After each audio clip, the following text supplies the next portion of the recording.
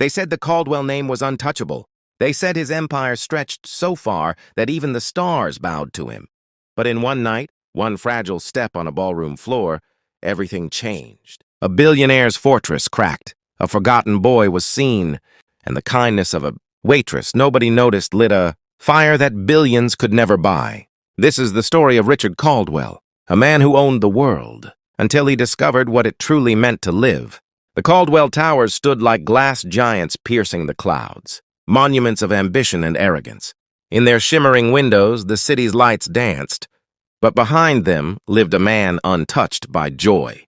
Richard Caldwell sat in his penthouse office, staring at a wall of screens filled with stock numbers and market charts. Billion-dollar deals unfolded beneath his fingertips. He had everything the world worshipped: power, wealth, influence. Men feared him, women admired him, governments bowed to him. And yet inside him was a silence as cold as the glass walls surrounding him. At the far end of the room, curled in a leather chair, sat his son, Ethan, 8 years old. Pale hair like snow, eyes the color of the morning sky. Ethan's legs trembled when he tried to stand, his body refusing to obey him. He rarely spoke. He rarely smiled. Richard's eyes flicked toward him briefly. A flicker of guilt moved across his face, but only for a moment. He forced it down, as he always did.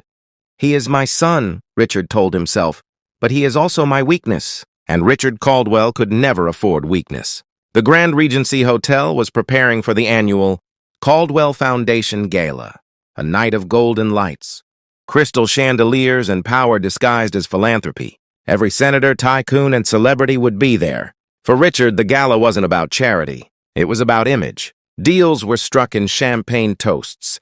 Alliances formed in whispered corners. Every handshake was worth millions. Ethan, however, dreaded these nights.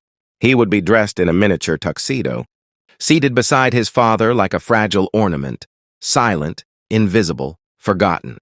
That evening, as the ballroom filled with glittering gowns and tailored tuxedos, Ethan sat at the head table, his small hands gripping the edge. The music swelled. Couples glided across the dance floor, perfect, graceful, glowing under the chandeliers. Ethan's chest tightened with longing. He wanted, just once, to know what it felt like to be part of that beauty.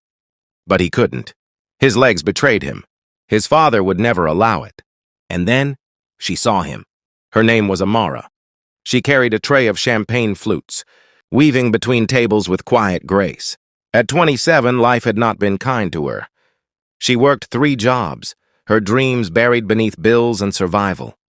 But something in her eyes, sharp, bright, unyielding, told a different story. Most guests didn't notice her. To them, she was invisible, a servant in the background of their golden world. But Amara noticed everything. And that night, she noticed Ethan, his gaze locked on the dancers, his body leaning forward as if aching to join them. The longing in his eyes pierced her like a blade. Without thinking, she set her tray down. Her supervisor hissed a warning, but she ignored it. She knelt beside Ethan. "Do you want to dance?" The boy startled, his cheeks pink. He shook his head. I can't." "Yes, you can," she said softly. "Maybe not like them, but in your way. Tonight you lead." When Amara rose and offered her hand, Ethan hesitated. His eyes darted to his father. Richard was deep in conversation with a senator, not even glancing at him. Ethan's small hand slid into Amara's. She guided him to his feet. The ballroom fell silent. Whispers spread like wildfire. A waitress, dancing with the Caldwell boy? Richard's head snapped up, fury flashing in his eyes. But then he froze. On the polished floor, under chandeliers of crystal fire, Ethan stood trembling, his legs wobbling. Amara leaned close, whispering, "One step." Just one. He tried, stumbled. She caught him, smiled. Another step. Then another. And slowly, awkwardly, beautifully, Ethan began to move. Amara followed his every uncertain motion as if he were leading the most graceful waltz in history. Each stumble became rhythm. Each shake became part of the dance. The string quartet softened, the melody tender. Guests watched in silence, breath held. And Richard felt something break inside him. For the first time, he saw his son, not as weak, not as broken, but alive, leading. The Caldwell ballroom had never been so silent. Crystal glasses froze in midair, half-sipped champagne reflecting the chandelier's glow. Eyes followed the boy and the waitress as though witnessing a scandal or a miracle. Some laughed softly behind their hands. "Look at him stumble," whispered one guest. "Poor boy. The waitress is making a fool of him." Others frowned, indignant. She should be fired on the spot. This is humiliating for Caldwell. But there were also those, fewer, quieter, whose eyes glistened. They saw something different. A child daring to live. Richard sat stiff, his jaw clenched. He wanted to storm onto the dance floor, drag Ethan back to the table, and fire the woman who dared touch him. Yet, he couldn't move. Because for the first time in his life, he saw his son smiling. Not the shy, forced smile Ethan sometimes gave when coaxed, but a real smile, wide, unguarded, radiant. And Richard couldn't look away. Ethan's steps grew bolder. His legs shook, but his spirit soared. Amara matched him, every motion saying, "You are leading. You are enough." He stumbled. She spun. He paused. She bowed. Soon, what began as clumsy steps transformed into a rhythm all their own. The audience, once mocking, now watched in awe. The murmurs softened into silence. Even the music seemed to bend around Ethan's movements, the strings weeping softly as though accompanying his courage. Amara leaned close. "You see? You're dancing. And they're all watching you." Ethan's eyes widened. For once, he wasn't invisible. For once, he wasn't the weak boy in the shadows of his father's empire. He was the center, the leader. The applause began softly, a ripple from the back of the room, then louder, stronger, until the entire ballroom erupted. Richard felt his chest tighten. Applause? For his son? Not for him, not for the billionaire, but for Ethan. His vision blurred. For years, he had built towers of glass and steel. But in one fragile dance, his son had built something greater. Hope. The music ended. Ethan, breathing hard, bowed slightly like he had seen dancers do. The guests rose to their feet, clapping wildly. Richard stood slowly, his legs unsteady. He walked toward the dance floor, each step heavier than the last. The crowd parted, whispering, watching. Ethan looked up, fear flickering in his eyes. Would his father be angry? Would he be dragged away? Richard knelt. For the first time in 8 years, he dropped to his knees before his son. His hands trembled as he pulled Ethan close, his voice breaking. "You are magnificent," he whispered. The boy froze, stunned. He had never heard those words from his father. Never. The crowd watched, moved, as the untouchable billionaire crumbled into tears on the ballroom floor, holding his fragile son as though he were the most precious treasure in the world. Then Richard turned to Amara. His voice, rough with emotion, carried through the hall. What you did tonight? You've given me something my billions never could." Amara bowed her head. "All I did was let him try. The rest was already inside him." The applause swelled again, thunderous and unstoppable. And in that moment, Richard Caldwell's empire of glass began to crack. Not with destruction, but with light. The ballroom emptied slowly. Guests buzzing with whispers about what they had witnessed. Some dismissed it as a spectacle, others as an embarrassment. But a few, those who had hearts, not yet hardened by wealth, spoke in hushed awe of courage, of love, of something they could not quite name. Richard stood near the tall, arched windows, gazing at the city skyline. Beyond the glass, his empire glittered, towers he had built, businesses he had conquered. Yet for the first time, those lights looked hollow. Ethan sat nearby, head tilted, exhausted but glowing. His chest rose and fell with the deep breaths of a boy who had not just danced, but lived. Amara stood at a distance, unsure of her place now that the music had ended. She had been hired only as a waitress, nothing more. Yet somehow she had stepped into the center of a billionaire's world. Richard turned, his voice low. "Stay a moment." Amara froze. She expected anger. Instead, she saw a man stripped of armor, his eyes red-rimmed not from rage but from something far more dangerous: grief.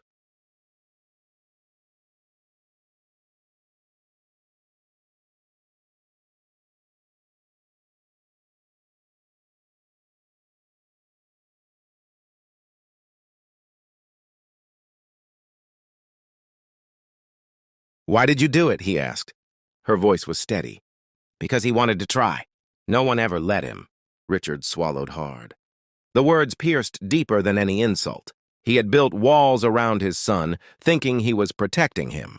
But in doing so, he had caged him. Tonight, a stranger had given Ethan more freedom in a few minutes than Richard had in years. For a moment, the great Richard Caldwell said nothing. He only nodded, then whispered, "Thank you." Later that night, the mansion was unusually quiet. The servants moved softly, as if afraid to break the fragile silence that hung in the air. Ethan lay in bed, replaying the night in his mind. His small hands moved as though still guiding Amara's steps. For the first time, he dared to imagine himself not as broken, but as whole. Richard stood in the doorway watching. The boy's smile tugged at something, deep in him, a wound he had ignored for years. He remembered his wife, Isabella, gone too soon, her voice like a whisper in his ear. "Don't shield him from life, Richard. Let him live." He had ignored her. Tonight he could not. Downstairs, Richard found Amara in the staff quarters, preparing to leave. She stiffened when he entered, expecting to be dismissed or worse. Instead, he asked softly, "Would you stay? Not as staff, as Ethan's tutor, or perhaps something more. He needs someone who sees him." Amara hesitated. "I'm not qualified. You're exactly what he needs," Richard interrupted. His voice cracked, uncharacteristically raw. "Someone who treats him like he matters." Amara searched his eyes, looking for the cold businessman she had heard of. But she found only a father, broken and desperate. Finally, she nodded. "I'll stay." The next morning, the Caldwell mansion felt different. Sunshine spilled across the marble floors, softer somehow, warmer. Ethan awoke with unusual energy, insisting on trying to walk to the breakfast table without help. His steps were shaky, his balance poor, but his determination fierce. Richard watched, torn between instinct to intervene and the new knowledge that he must let Ethan try.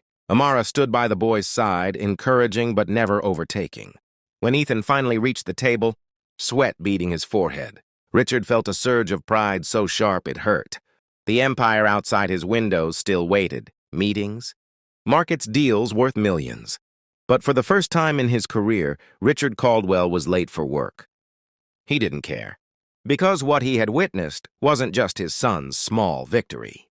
It was his own, the beginning of becoming the father he had never been. And deep down, he knew his life would never be the same again. The following weeks reshaped the Caldwell mansion in ways no architect could have imagined. It wasn't the marble floors or chandeliers that made the difference. It was laughter. Ethan's voice, once timid and rare, now echoed through the halls like music. Amara introduced games disguised as therapy, balance with small dance steps, rhythm exercises that doubled as confidence training. Ethan stumbled often, but he always rose. And with every attempt, his spirit grew taller, even if his body did not. Richard at first watched from a distance. Meetings still filled his schedule. Phone calls still demanded his attention, but increasingly, he found himself canceling them just to sit in the doorway and listen. He remembered the boy he once was, driven by a father who believed love was weakness. He had sworn to be different, yet somehow he had become the same. Until now. But change never comes without resistance. The business world had sharp eyes and sharper tongues. News of the gala had spread. Photos of Ethan's dance and Richard's tears circulated like wildfire. Investors whispered that Caldwell was losing his edge. Rivals mocked his sentimentality. At a board meeting, one executive scoffed, "With respect, Mr. Caldwell, you've built this empire on strength. The world doesn't respect weakness. They're already calling you soft." Richard's eyes turned cold. "If they mistake compassion for weakness," he said, his voice steel, "then they have underestimated me." Yet inside he wrestled with doubt. Could he be both? The ruthless leader the markets demanded and the father Ethan needed? That night he found himself in Ethan's room, watching his son sleep. Amara was there too, reading quietly by the lamp. "Do you think I'm changing?" he asked her suddenly. Amara closed her book. "I think you're remembering who you were supposed to be all along."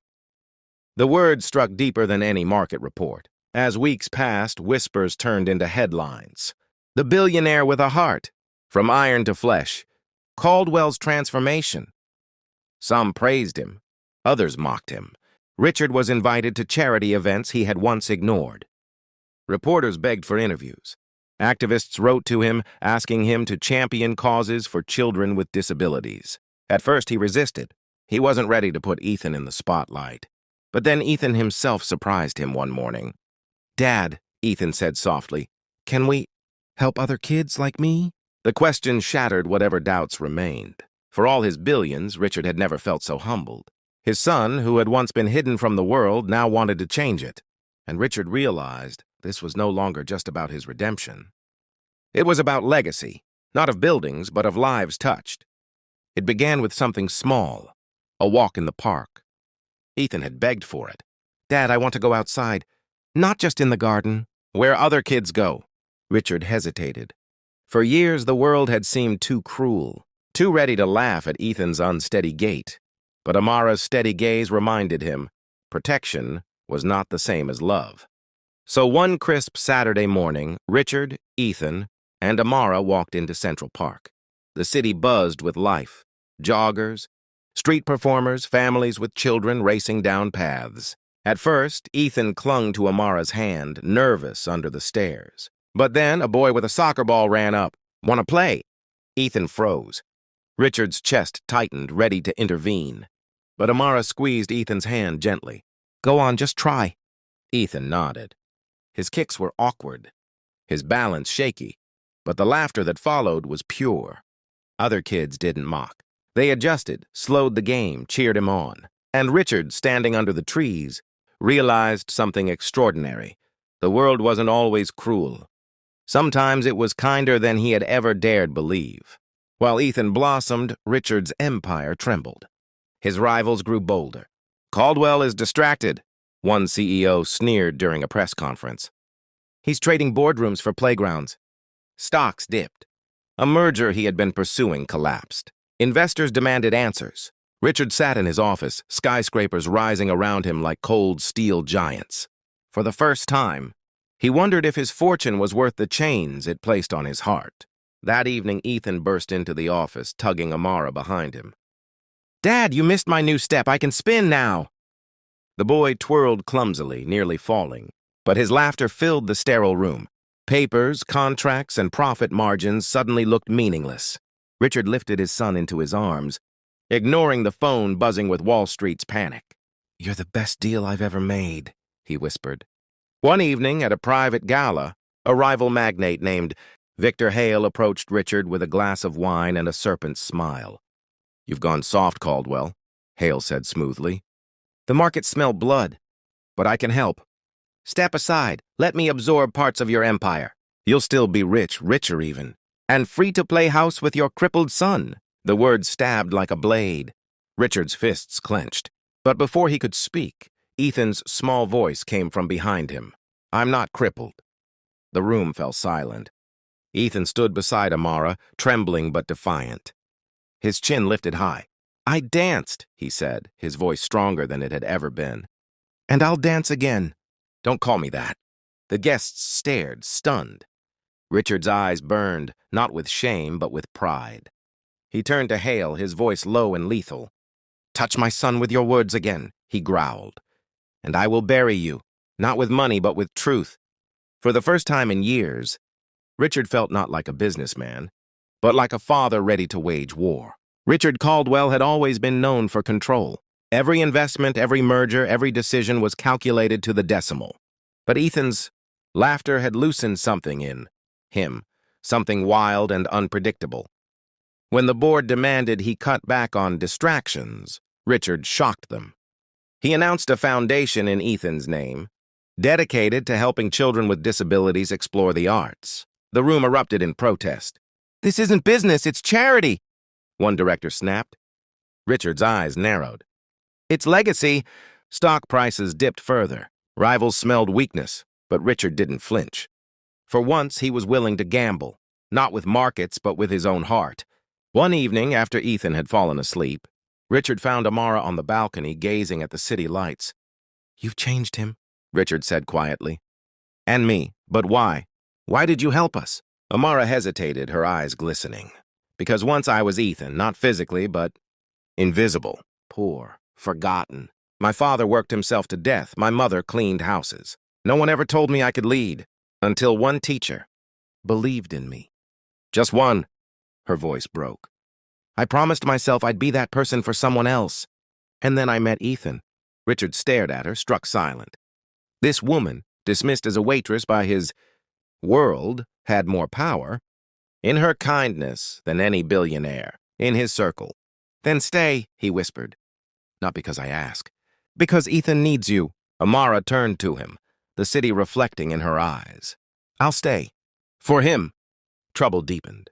Victor Hale, furious at being humiliated, launched a hostile campaign against Caldwell Industries. Stocks plummeted. Journalists feasted on headlines. The fall of a titan? Richard's advisors begged him to fight back ruthlessly, cut the foundation, abandon his sentimental distractions, and prove he was still the iron-willed king of Wall Street. Alone in his study, Richard wrestled with the choice. One path meant securing his empire but losing himself again. The other meant risking everything for Ethan's dream. Ethan padded in, sleepy-eyed, holding a drawing. Dad, look. I made our foundation a logo. It was crooked, childish, a stick figure dancing under a star. Yet Richard stared at it as though it were gold. In that moment, the decision became clear. He would fight, not for profits, but for his son's future. Even if it cost him everything. News of the Ethan Caldwell Foundation spread quickly. Some praised it as revolutionary. Others mocked it as a vanity project. Reporters hounded Richard outside his offices, asking, "Is this the end of Caldwell's empire?" But the harshest moment came when Ethan himself was thrust before cameras at a charity event. He stood nervously on stage, small hands clutching the microphone. The crowd whispered. Richard's heart clenched. Had he pushed his son too far? Amara stepped behind him, her hand on his shoulder. You don't need to be perfect, Ethan. Just be you. Ethan lifted his head. His voice trembled but carried through the hall. I can't walk like other kids, but I can dance. And if I can dance, maybe other kids can too. Please, don't forget us. The silence that followed was deafening. Then applause. Long, rolling applause that refused to end. Richard's eyes burned. His son had spoken not as a victim, but as a leader. Victor Hale was not moved. In fact, he saw Ethan's speech as weakness to exploit. Sympathy doesn't build markets, he sneered on national television. Caldwell has lost touch with reality. His son's condition is tragic, but business requires strength, not tears. The attack was brutal. Caldwell Industries' stock plunged. Banks reconsidered their loans. Richard's advisors begged him to step down as CEO to save the company. But Richard refused. For the first time, his empire wasn't about ego. It was about legacy. He called a press conference. Cameras flashed as he stood tall, Ethan and Amara at his side. Strength, he declared, is not measured in dollars or mergers. It is measured in courage. My son has more courage than any man I've ever met. And this foundation will not stop, no matter the cost. The room erupted with questions, some mocking, some supportive. But Richard had spoken the truth, and it could not be unsaid. The following weeks were brutal. Victor Hale launched lawsuits. Rumors spread, investors fled. Richard watched decades of empire crumble around him. There were nights he sat in his study, staring at old photographs of Isabella, whispering, "Am I failing him?" But every time doubt gnawed at him, Ethan's laughter reminded him of the answer. He wasn't failing. He was finally becoming the father Isabella had wanted him to be. Then came the invitation, a citywide gala for children's arts. Televised nationwide, Ethan had been asked to dance. Richard hesitated. What if Ethan stumbled? What if the world laughed? But Ethan begged. Dad, please, let me try. On the night of the gala, the stage lights blazed. Ethan stood alone, trembling. The music began, a slow, haunting melody. And then, step by step, he danced. Not perfectly, not smoothly, but bravely. Each movement told a story of struggle, of falling and rising again. The audience leaned forward, breathless. At the end, Ethan bowed, sweat glistening, eyes shining with pride. The hall erupted. A standing ovation shook the walls, and Richard wept openly, no longer caring who saw. Backstage, Richard embraced Ethan, whispering, "You've changed everything, son." Later that night, As the city lights glittered outside the limousine, Amara spoke quietly. "Richard, there's something you should know. I was offered money to leave. Victor Hale wanted me gone. He thought if Ethan lost me, you'd collapse." Richard stiffened. "And you?" I refused. I'd never betray Ethan, or you. For a moment, silence hung heavy. Then Richard reached for her hand, his voice rough. "Then I owe you more than I can ever repay." Amara smiled faintly. "You already have, by letting Ethan dance." The tide turned unexpectedly. Videos of Ethan's dance went viral. Millions watched, millions shared. The public adored him. Donations poured into the foundation. Hale's cruelty backfired. When recordings of his insults leaked, his own company's stock crashed. He was forced to resign in disgrace. Richard hadn't lifted a finger. The truth had destroyed his enemy. Richard's empire never fully returned to its former glory. Some businesses collapsed, some were sold. But he didn't care. Because in their place rose something greater, the Caldwell Foundation. Thriving, changing lives. Children once forgotten found hope in art, in dance, in music. Families wept with gratitude. And at the center stood Ethan, not as a symbol of pity, but as a leader of courage. Months later, on a quiet evening, Richard stood on the same ballroom floor where everything had begun. Ethan danced nearby with other children from the foundation. Their laughter filled the room. Richard turned to Amara. "You've given us more than I ever dreamed possible. I thought billions made me powerful, but you showed me that love is power." He dropped to one knee. "Amara, will you marry me?" Tears filled her eyes. "Yes." And Ethan, overhearing, cheered so loudly that everyone laughed. Years later, Richard sat in the audience as Ethan, taller now, led a full performance at the Foundation's annual gala. His steps were stronger, his movements surer, but his smile was the same one. Richard had seen that very first night. When the curtain fell, the applause thundered like a storm. Richard squeezed Amara's hand. "This is it," he whispered. "This is our legacy." She leaned against him, smiling. "No, this is his." Richard watched Ethan bow, pride swelling in his chest. His empire of steel and glass had crumbled. But in its place had risen something far more enduring, an empire of hope. And as the lights dimmed, Richard Caldwell knew that he had not lost everything. He had gained the only thing that truly mattered, the lesson beyond the dance. And so the billionaire, who once measured his worth in glass, towers, and golden contracts, discovered that his true wealth was not counted in billions, but in moments where courage triumphed over fear, where love shattered walls, and where a single dance step changed the course of a life.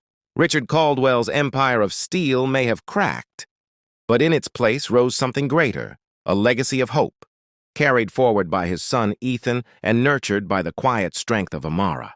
This is not the story of a fortune built. It is the story of a heart rebuilt.